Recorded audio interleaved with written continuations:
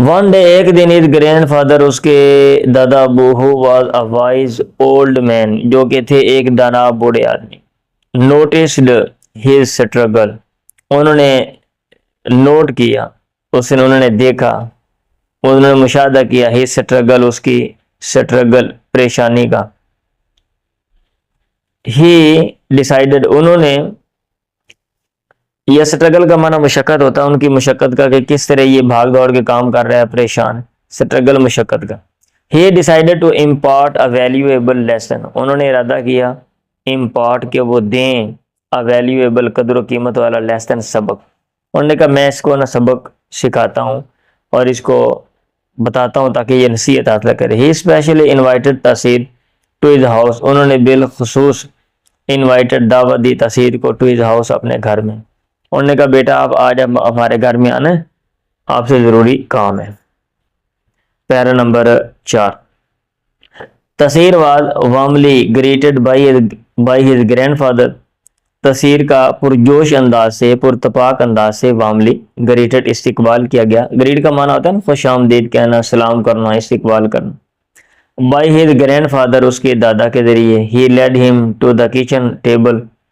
وہ ان کو لے گئے کچن کی ٹیبل میز کی طرف he led him انہوں نے اس کی رہنمائی کی لفظی ترجمہ lead led انہوں نے اس کی رہنمائی کی to the kitchen table kitchen کے میز کی طرف there was an empty glass jar and a basket filled with big rocks pebbles and sand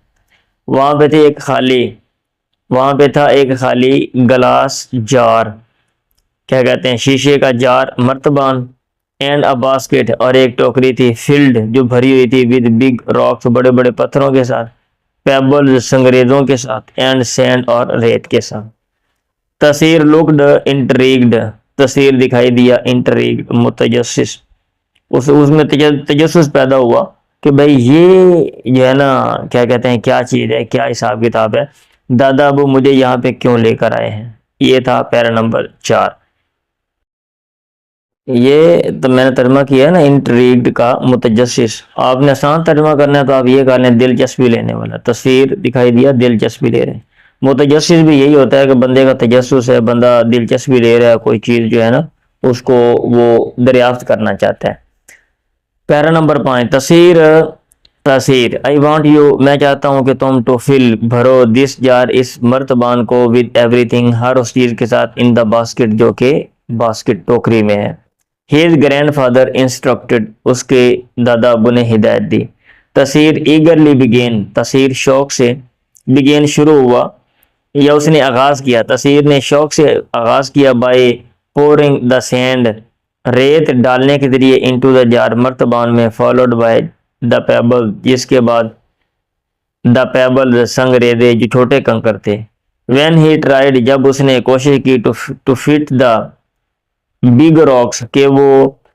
رکھے بڑے جو پتھر تھے ان اس کے اندر فٹ کا معنی ہوتا ہے کسی چیز کو چسپاں کرنا رکھنا they did not fit وہ فٹ نہ ہوئے مطلب یہ کہ وہ اپنی جگہ پر مناسب جگہ پر نہ وہ بیٹھے یا ان کو مناسب جگہ نہ ملی تصیر فراؤنڈ تصیر نے تیوری چڑھائی and looked at his grandfather اپنے دادا ابو کو دیکھا he was puzzled وہ پریشان تھا مطلب یہ اگر ریت ڈال لی چھوٹے کنکر اب بڑے کنکر ظاہر بات ہے وہ ٹھوسیں گے تو نہیں نا وہ چھوٹے ہو سکتے ہیں کہ بندہ ان کو دبا کے چھوٹا کر لے پیرا number 6 let me show you something مجھے اجازت دو تمہیں کچھ دکھاؤں his grandfather replied اس کے دادا ابو نے replied جواب دیا with a smile مسکراہٹ کے ساتھ his grandfather replied اس کے دادا ابو نے جواب دیا with a smile مسکراہٹ کے ساتھ he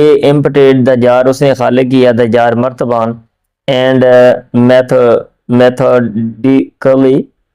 methodically اور طریقے سے placed the large rocks رکھے جو بڑے پتھر تھے inside اس کے اندر first سب سے پہلے later اس کے بعد he added the pebble اس نے ایڈ کیے یعنی جمع کیا اس میں مزید رکھا the pebble سنگریزوں کو یہ چھوٹے پتھر تھے which fit in the spaces جو کہ فٹ آ گیا, مناسب جگہ پہ بیٹھ گیا, ان دا اسپیسز خالی جگہوں میں, بٹوین دا راکس جو کہ چٹانوں کے درمیان تھی. فائنلی آخر میں ہی پور دا سینڈ, اس نے جو ریت تھی اس کو ڈالا, انڈھیلا. پور کا معنی ہوتا ہے انڈھیلنا. وچ فلڈ دا گیپس, جس نے بھر دیا خالی جگہوں کو. لیفٹ بائی دا پیبلز, جو چھوڑی گئی تھیں چھوٹے کنکروں کے ذریعے, پیبل سنگریزوں کے ذریعے. ٹو تاثیر امیزمنٹ, تاثیر کی حیرت کی تاثیر کی حیرت کی انتہا نہ رہی. امیزمنٹ کا معنی حیرت کی انتہا. یہ ٹو کے ساتھ جب استعمال ہوتا ہے تو اس سینس میں, امیزمنٹ کا لفظی معنی ویسے حیرت ہے, تعجب, حیرت. ایوری تھنگ فٹڈ پرفیکٹلی, کہ ہر چیز جو ہے وہ مناسب جگہ پہ بیٹھ گئی, پرفیکٹلی مکمل طور پہ. پیرا نمبر 7, تصیر دس جار ریپریزنٹس یو اینڈ یور ٹائم. یہ جو جار ہے, یہ جو مرتبان ہے, یہ نمائندگی کرتا ہے تمہاری اینڈ یور ٹائم, اور تمہارے وقت کی. ہز گرینڈ فادر ایلوسیڈیٹڈ, اس کے دادا ابو نے کیا کہتے ہیں وضاحت پیش کی. ایلوسیڈیٹ کا معنی ہوتا ہے کسی چیز کو واضح کرنا نا. اب وہ بتا رہے تھے نا پیچھے انہوں نے کیا کیا, جار کے اندر جو کچھ کیا وہ صرف دکھایا تھا, لیکن وہ بچے کو سمجھ نہیں آ رہا تھا کہ یہ کیا حساب کتاب ہے. اب انہوں نے کہا کہ یہ جو جار ہے, یہ جو مرتبان ہے, یہ تمہاری اور تمہارے وقت کی نمائندگی کرتا ہے. معاملے کو واضح کیا. The big rocks are the significant things in your life, جو بڑے پتھر ہیں.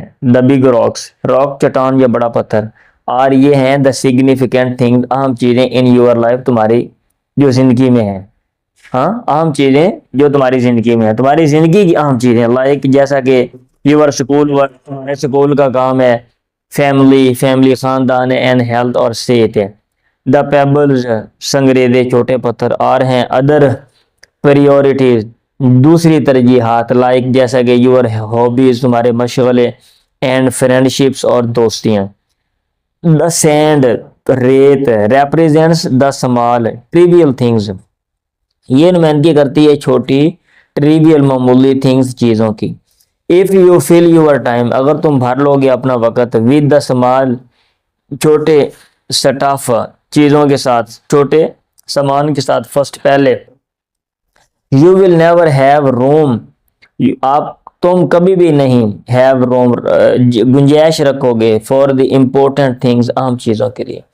اگر تم نے چھوٹے چھوٹے کام پہلے کیے نا تو اہم کام آپ نہیں کر سکو گے. بٹ لیکن اف یو پریورٹائز, اگر تم ترجیح دو گے, دا بگ راکس بڑے پتھروں کو, ایوری تھنگ ایلس ہر دوسری چیز, everything else will find its proper place, ہر چیز ول فائنڈ پا لے گی, ڈھونڈ لے گی, اٹس پراپر پلیس اپنی مناسب پلیس جگہ. سمجھ آ رہی ہے؟ تو یہ تھا پیرا نمبر 7. اب اس میں مجھے ایکسپلین کرنے کی ضرورت نہیں ہے کہ میں ایک ایک لفظ کے اوپر یا ایک ایک جملے کے اوپر میں یہاں پہ تشریح کروں. سبق پہلے لمبا ہے تو یہ سبق اور لمبا ہو جائے گا. یہاں ہمارا مین مقصد ہے انگلش کو پڑھنا اور اس کی جو ٹرانسلیشن ہے وہ یاد کرنا, اور اس کی مدد سے ہم نے آگے جو ایکسرسائزز ہیں اس کی جو مشقیں ہیں وہ ہم نے حل کرنی ہے. تو یہ ہمارا جو ہے نا یہ مین مقصد ہے. ٹھیک. پیرا number 8. He told تصیر to understand the value of time.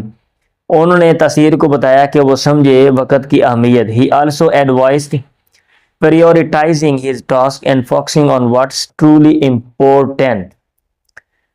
He also انہوں نے بھی ایڈوائس نصیحت کی, prioritize کہتے ہیں ترجیح دینے کو, کہ وہ ترجیح دے his task اپنے کاموں کو, and focusing on what's truly important, اور فوکس کا معنی ہوتا ہے توجہ مرکوز کرنا, کہ وہ توجہ مرکوز کرے on what's اس پہ جو کہ ہے truly واقعتاً important اہم.